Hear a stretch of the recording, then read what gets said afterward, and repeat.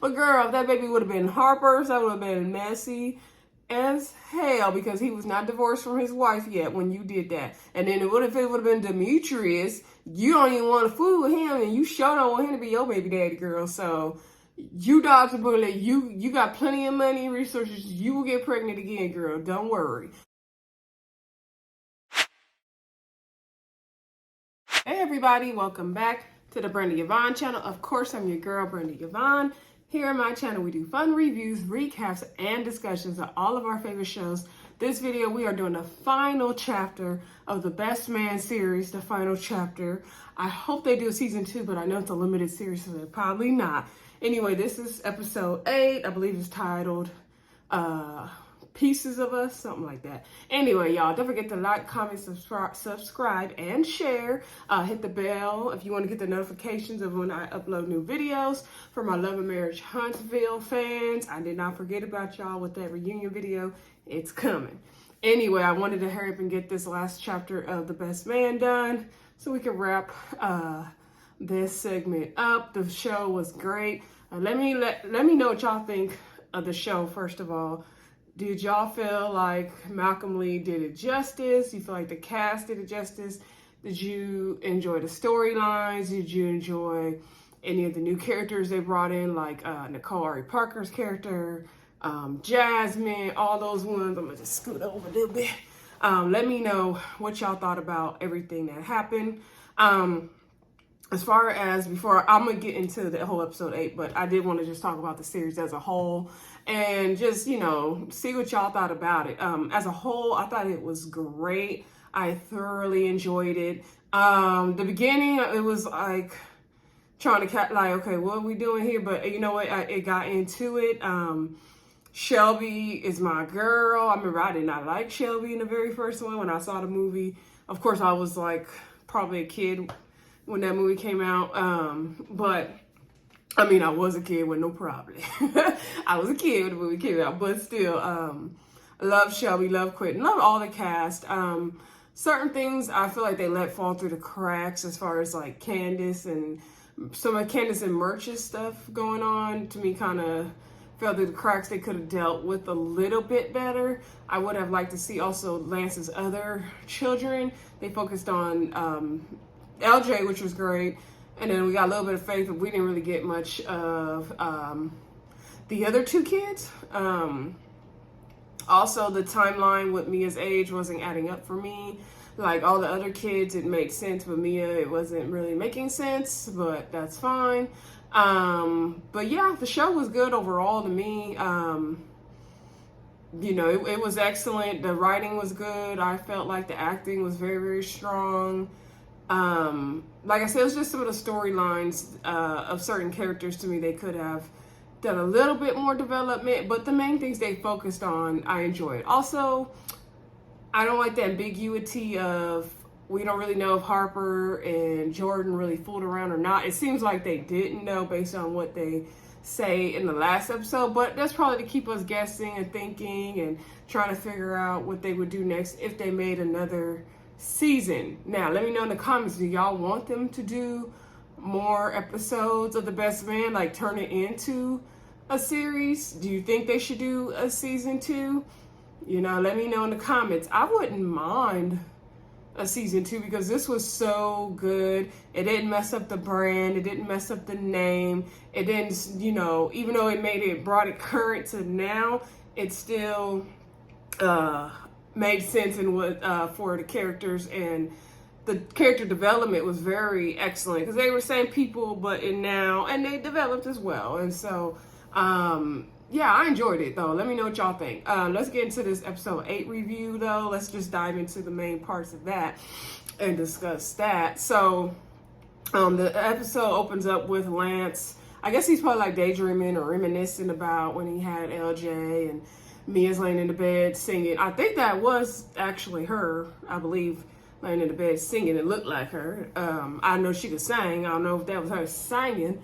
But anyway, they're showing him holding the baby, and then he's at the graveside and talking to her and reading a card about love. And he's then asking God to help him to understand LJ, right? And so remember the previous episode, he wanted to change LJ's heart. Now he's asking God to change his own heart and mind.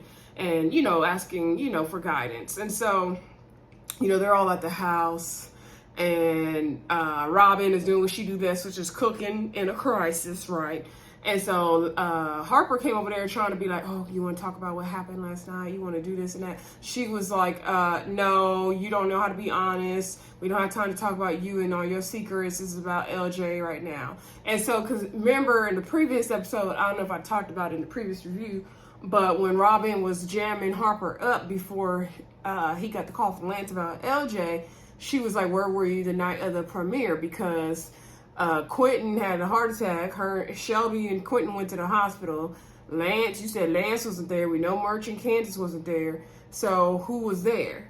And he's like, oh, I already told you. And so he couldn't even get her honest answers because he lying, cheating, okay, deceiving, heartbreaking. Anyway, so she already mad about that. So then we see Kennedy there. She's sitting there watching news. The cops come. Cops are asking Lance different questions about LJ. They're asking, did he have any preferred pronouns? And so then Lance is like, what are you talking about? Like, my son was saying, I ain't got time for that. Jordan was there to step in and say, LJ prefers them or they. They asked, did LJ have any tattoos or anything? And Lance said, no, he's not a tattoo kid. Jordan said yes, and LJ had I think a honeybee on his thigh or something. Anyway, LJ didn't show us his tattoo, so I didn't know.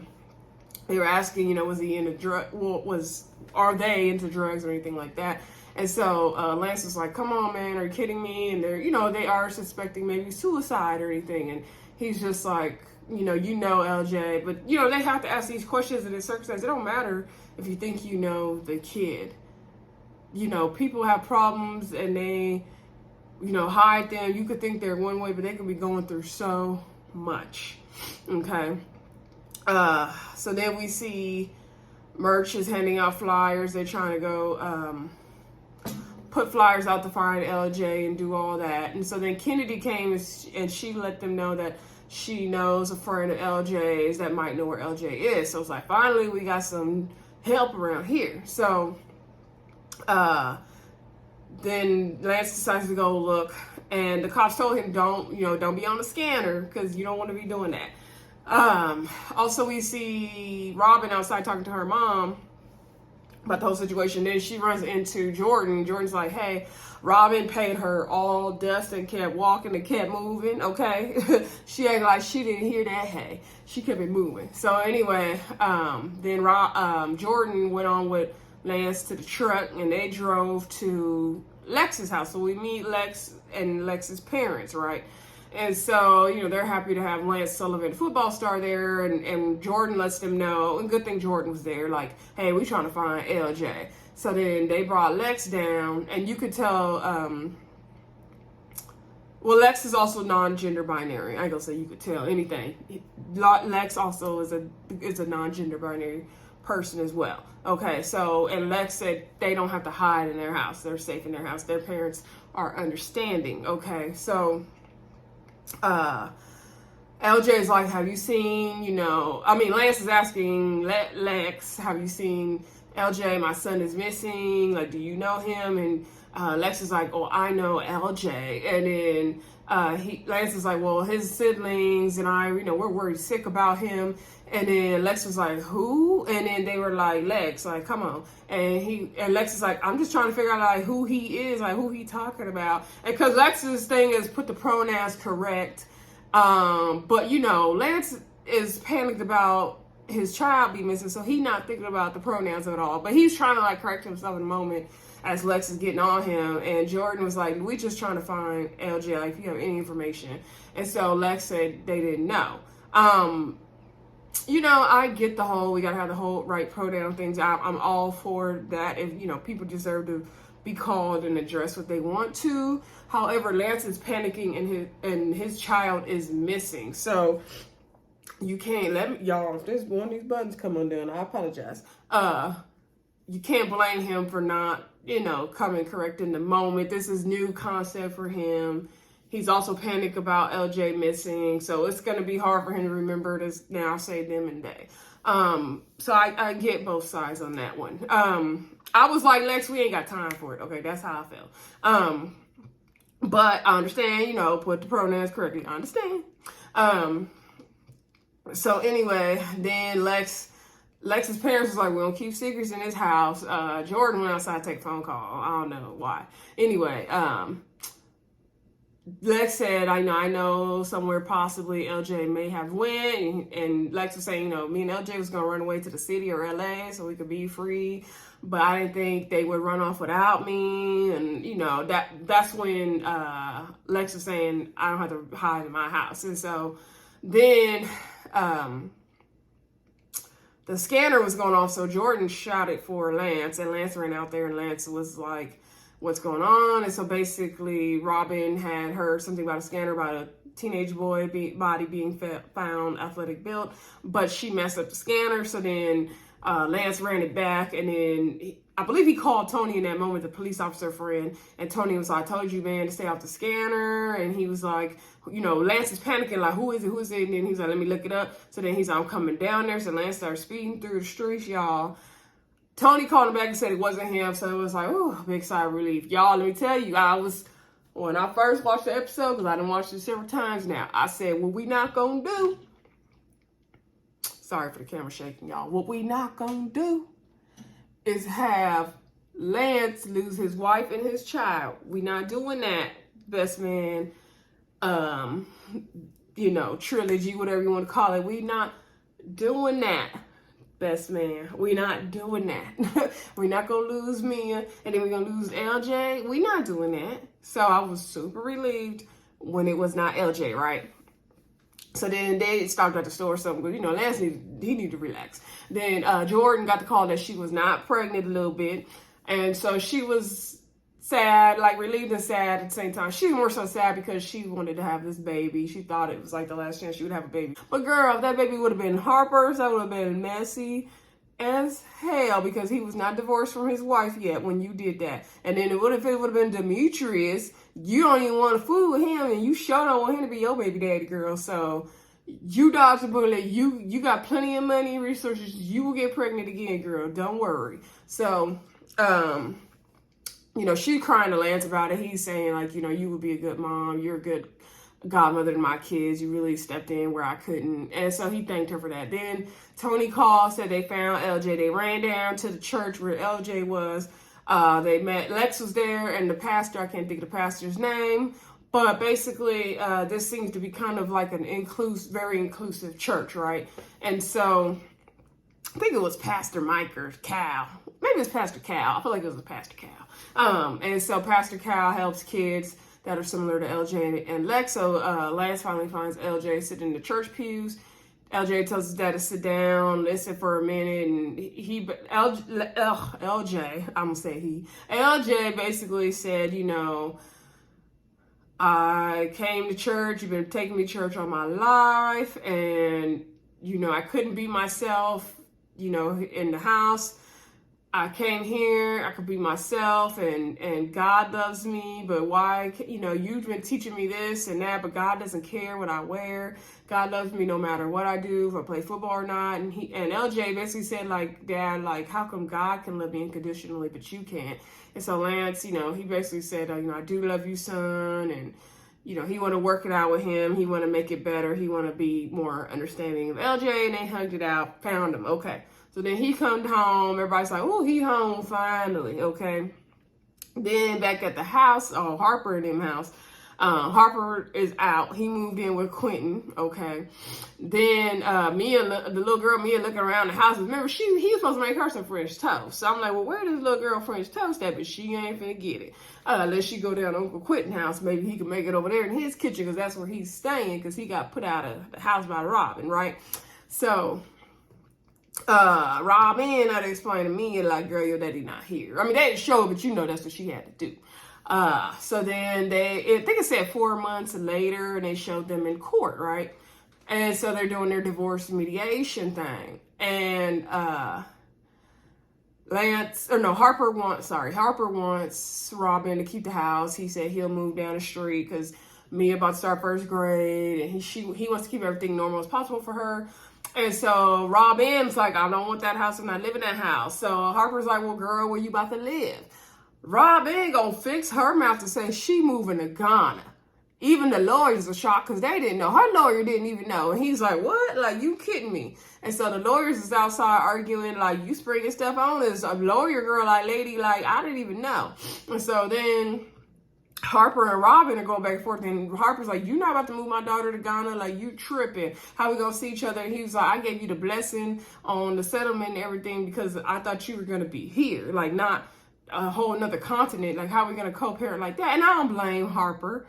Now, I'm not a Harper fan. I think he is selfish as hell. However, I like, how you gonna move the girl? She's so young, like, to move her all the way to Africa. Like, how does that work? I mean, they do have money for the flights and you can FaceTime, but still, like, you doing a bit much, Robyn. So, Harper was like, nope, this ain't happening. No way, no way. So then I believe they went to, I don't remember if they were at Quentin's house or I think they were at Quentin's house. And so Merch was saying, so Harper was letting him know what's happening. He's like, you know, Harper's not having it with the Ghana trip. And so he's like, I need to file for custody. Merch is giving him advice, solid advice. He said, if I were you, I would not do that. You do not want to do this custody battle. It gets nasty. I've seen couples do it. It's going to make it worse. It's going to put a strain on you guys ever being friends, being able to co-parent. Do not do this custody battle thing. Do not do it. Merch is seriously against it. I agree. Quentin is like, man, you better do whatever you got to do to have, you know, spend time with your kid because you can't get that time lost back. So he's thinking of it from his perspective because he lost 10 years with Kennedy not knowing that he was the daddy, right? So, then we see later on, they're getting ready to go to Lance's event because Lance is getting his Hall of Fame honor, right?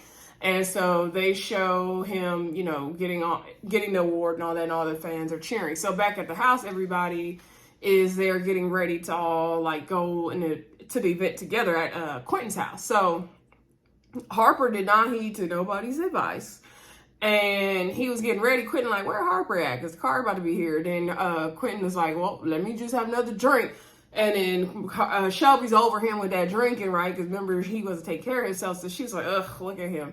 And so then Robyn was storming at the door because Merch had to go into. He's like, who coming? UPS? She was like, where is he? Where is he? So Robyn came through. Now, this is when they got a little ratchet, y'all, okay?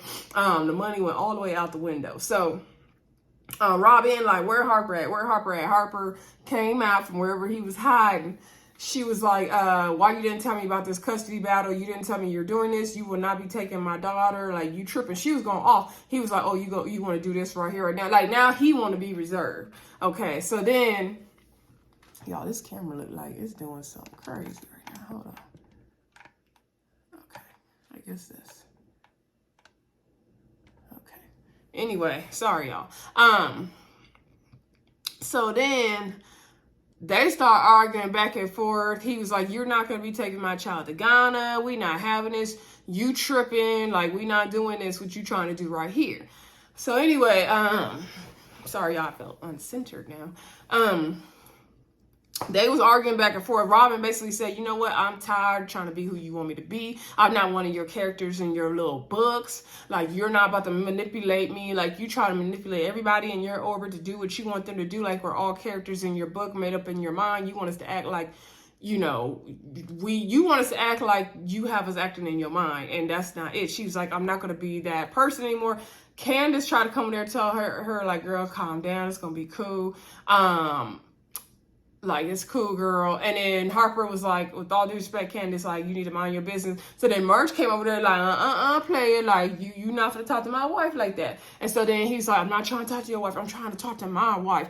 And so then Harper was like going off. Harper and Robyn just start going off. Robyn was like, you know what? F you, Harper. F you. You can get, you know. And then Harper's like, no, you can get out. No, like, they was just going back. It was getting gutter nasty. Harper was like, you old fake kente cloth having African wannabe. And then Robyn was like, you old Clarence Thomas, Uncle Tom selling out. I was like, oh, they was going off. They was going off. So then Robyn finally left. And then Merch went off on Harper, because he's like, I told you this would happen. I told you. He did the good old I told you so. He's like, I told you not to do this. He's like, I told you, but you don't want to listen. He's like, you want to make everything happen the way you want to happen. So he basically told Harper off because, you know, he been holding it in his chest to tell Harper off, especially because he didn't like how he was portrayed in that movie. So he told Harper all the way off. And so then Harper and Candace left. So then nobody's really trying to go see Lance get honored. I was like, what about the Hall of Fame thing? Y'all horrible friends. So then Quentin, so then Shelby went over there like, come on, Harper, like, don't you see what you're doing to Robyn? Like, don't you see how your actions are affecting everybody? Like, you always try to have your way and all this stuff. And so then, you know, she's like, you got to understand Robyn is a mother, and we mothers, we have to do what's best to protect our children and do what we got to do. And so Harper, you know, he got all his bullets ready. He was firing shots anybody in the way. So he was like, oh, that's funny coming from you, from a person that kept Quentin away from his daughter for 10 years, didn't even tell him he had a kid. And so Quentin was over there like, yeah, that's right, speak your speech. And so then Shelby was like, what? Like what you say? And he was like, keep my wife's name out your mother effing mouth. I was cracking up at that part. So anyway, Harper, you did bring all this on yourself. So then Shelby and Harper start arguing, and then Jordan go come over there trying to interfere with her pink suit on, and then she was like, Shelby, you need to be quiet. You're just making things worse. This is not solving anything. And then Shelby was like, oh yeah, you're gonna come over here, help your friend. Yep, you're gonna do that. They're like, this is BS, da-da-da. They're going off. So Harper and Jordan walk off because they're like, they think they're too good for all that. You know what, Harper? You deserved all the smoke you got from Robyn in that scene, and Shelby and Candace, and from Merch. You deserved all that smoke because you are trying to make everybody move in the way you want them to move in your world with your little book you was writing. Okay, you deserved all of that smoke you got, and you brought it on yourself, sir. Okay, for being selfish. So then Quentin over there talking about, okay, so we still going, y'all ready to get in the car? And then Shelby's like, what? And then she's like, you tripping, like, why don't you have a drink, old man? What she call him, Old Man River, or knocking on death's door, some joke she made. He was like, all right, I'll have another drink. He was already partially drunk. He was like, happy life, happy wife. So Quentin ain't bothered. So then we do see Lance, you know, at the award ceremony, and on the red carpet, they asked him about LJ. Is he going to follow in his footsteps? And he paid LJ a really good compliment. He told the whole crowd that LJ was non-gender binary, and, you know, he doesn't know what LJ will do, but he knows that LJ will be a great man of God, and he will be good at anything he does, anything they do. And he's really proud of LJ, and that was a cool moment. Then we saw them at the reception dinner. And Jasmine is there because she took a job at the Hilton. And so Jasmine and Lance reconnected, and she got to meet the kids. And the kids were like, go talk to her dad. So it was really cool that they support, you know, their dad moving on, of course, because, you know, their mom died. And I liked seeing that. Then, let's see. We saw Harper and the little girl Mia hanging out in the park. She giving the homeless people her some food. And so then that changed Harper's mind about the custody thing. He took her home and told Robyn, like, hey, I'm not going to bow to you for the custody. She has your spirit, and I don't want her to lose that. Then the saddest scene of Robyn and the little girl leaving, and they're playing Gladys Knight, Neither One of Us, which is one of my favorite Gladys Knight songs.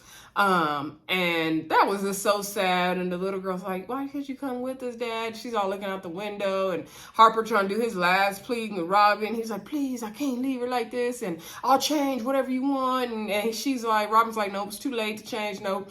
Now, I agree with everything Robyn felt about Harper and, you know, what he was trying to do and all that good stuff. Like, I totally agree. But moving to Ghana was just drastic, Robyn. It was too drastic. Like, let me know what y'all think. Do y'all think Robyn was right to move with their daughter to Ghana? Like, let me know. I'm trying to make sure I ain't busting out on y'all. Like, let me know what y'all think. Because I think it's just doing a bit much. Like, girl, you could go there for the summers and stuff, but, like, you doing the most. Like, I don't know. You have a kid with this person, so that's kind of messed up. But you know, she wanted to live her own life and be her own person, and she knew Harper was never going to change, and he wasn't. So I get why she did it for sure. It was just sad, you know, little girl having to say bye to her dad like that. Then we also saw Jordan walk out of work. She quit her job, like I said, the Beyonce song. Okay, so she too good for work now. So then we see Harper just sulking on the sofa, looking sad in the house. This was one of my favorite scenes of the whole series as well, because it was just so well done, and the nostalgia of the scene and everything, the way the boys came together to support each other. I loved it. So Harper just watching the football game, looking like he ain't showered in a week. And then Lance knocked on the door, and so Lance came in, and Quentin and Merchant, they had the cards, and they set up the card game and food and drinks and everything. And so they got the game going and set a table, but Harper acting like they ain't even there. Like, it's silent. No one's talking to each other. Quentin was like, hey, you know, they said hey to Harper when they came in, but that was about it. No one was really talking to each other, right? So then Lance, he's shuffling the cards. He's like, hey, Harper, we need a fourth. So then Harper did get up and come sit down with them. And then Lance impersonated Quentin and said, we about to run a Boston and y'all fools, like he said in the very first movie. And that was really funny. And Merchant's like, I was not expecting that. That was really funny, because y'all remember in the very first one, Quentin would always be like, when they would play their games, he'd be like, we about to run a Boston and y'all fools. So that was funny to me. Then we did later on see Harper, I forgot how many years later did they say, 2 years later or some months later. Anyway, Harper won his Pulitzer Prize, right? So actually that was the very, very end. Let me go back and see. We did see Jordan and